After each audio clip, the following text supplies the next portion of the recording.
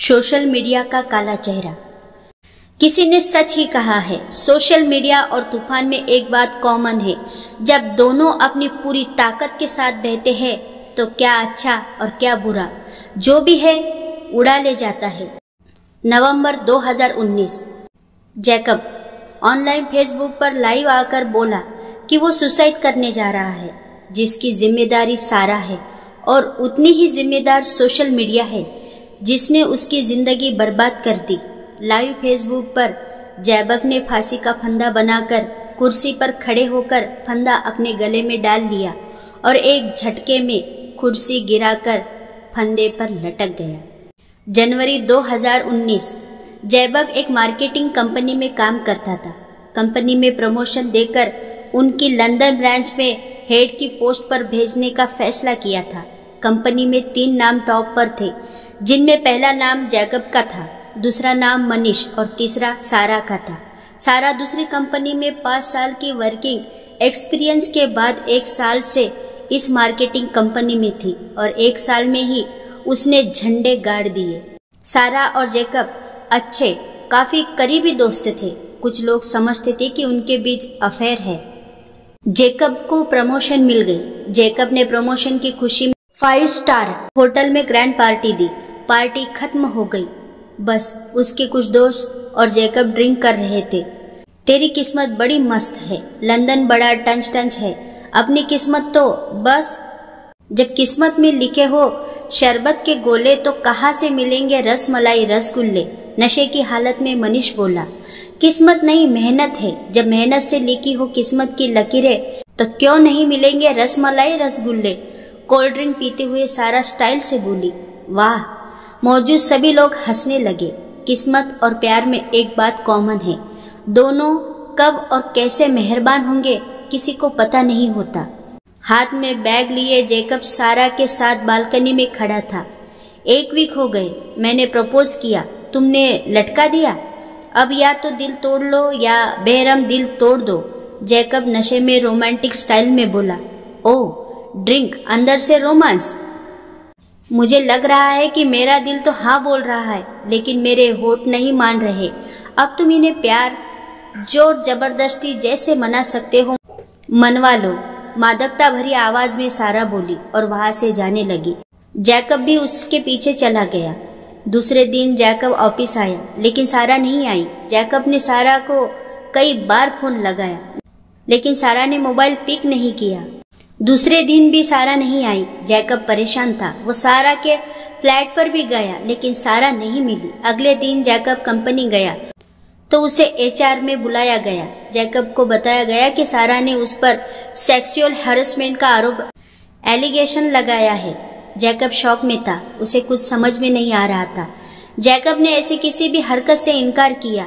HR ने सारा को बुलाया और उससे पूछा कि वो क्या चाहती है। सारा ने बोला कि वो पुलिस केस करना चाहती है। एचआर ने उससे समझाने की भी कोशिश की, इससे कोई फायदा नहीं। कंपनी के लिए वो दोनों ही इम्पोर्टेंट असिस्टेंट है। सारा चाहे तो उसे प्रमोशन देकर लंदन भेज देंगे। जैकब ने सारा से बात करने की बहुत कोशिश की, लेकिन सारा ने नहीं की।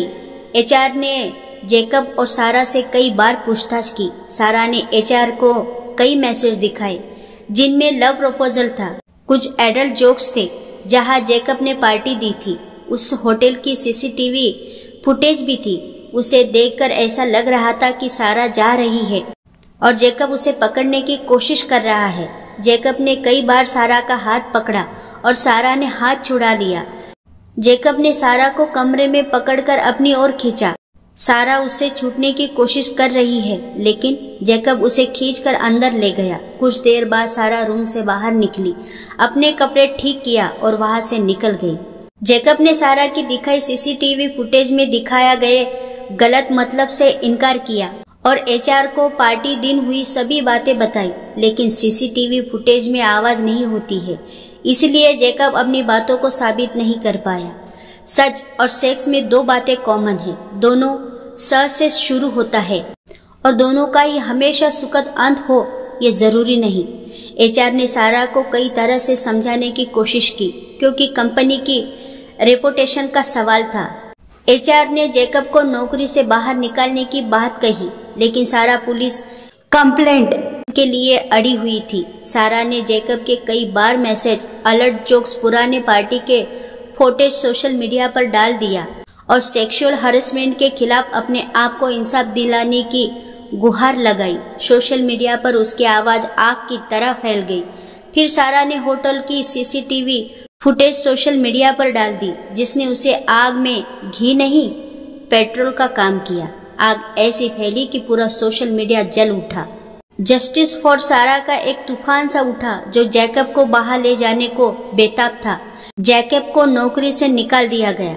जैकब के बारे में सोशल मीडिया में तो ऐसा कि अगर वो मिल जाए तो उसे सूली पर चढ़ा दे, जेल में डालो, सूली पर चढ़ा लो, आदमी के रूप में दरिंदा, वैसे इंसान, जानवर, नंगा करो, बीच बाजार, सुअर, कुत्ता, कमीना, उसकी बहन के साथ ऐसा ही हो, हरामखोर, गटर का कीड़ा, मादर, समाज पर कलंक, गाह में बम डाल दो और न जाने क्या क्या।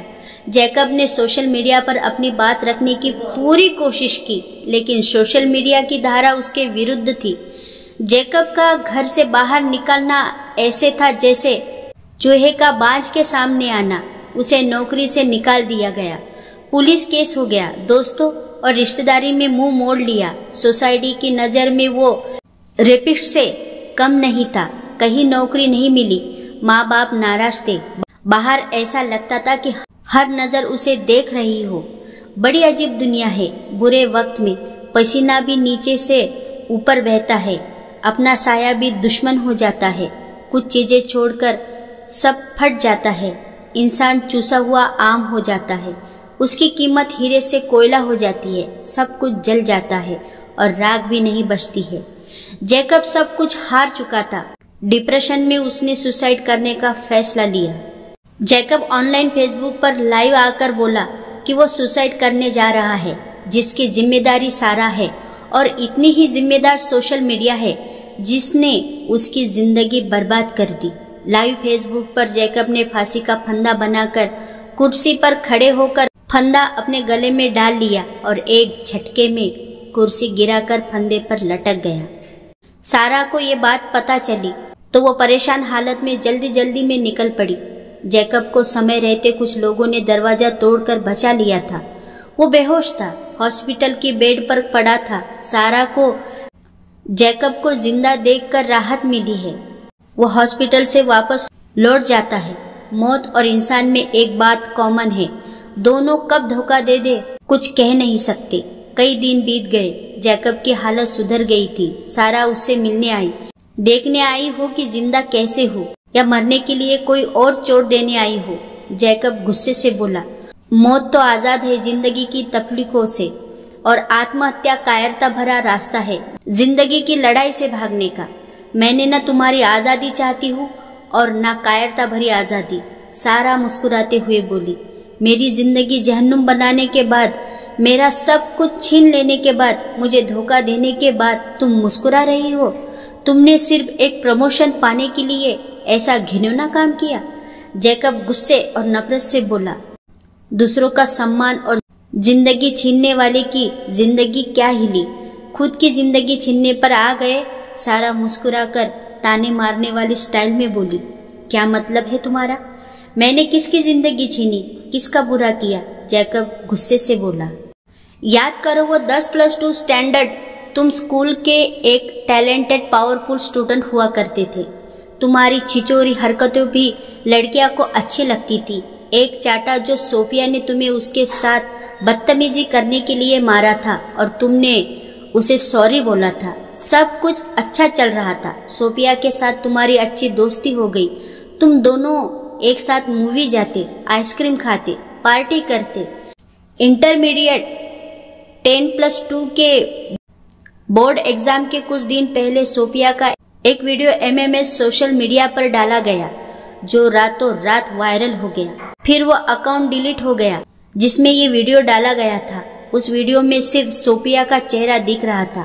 पुलिस कंप्लेंट हुई। सोफिया ने बताया कि एक पार्टी में तुमने उसके ड्रिंक में बेहोशी की दवा मिलाकर अपने दोस्त की मदद से उसका वीडियो बनाया जिसमें सिर्फ वो दिख रही थी। सोशल मीडिया अकाउंट डिलीट होने की वजह से कुछ पता नहीं चला, कोई सबूत भी नहीं मिला।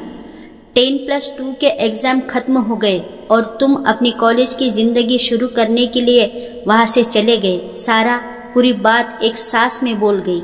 मैंने ऐसा कोई वीडियो नहीं बनाया था और ना ही सोशल मीडिया पर डाला था।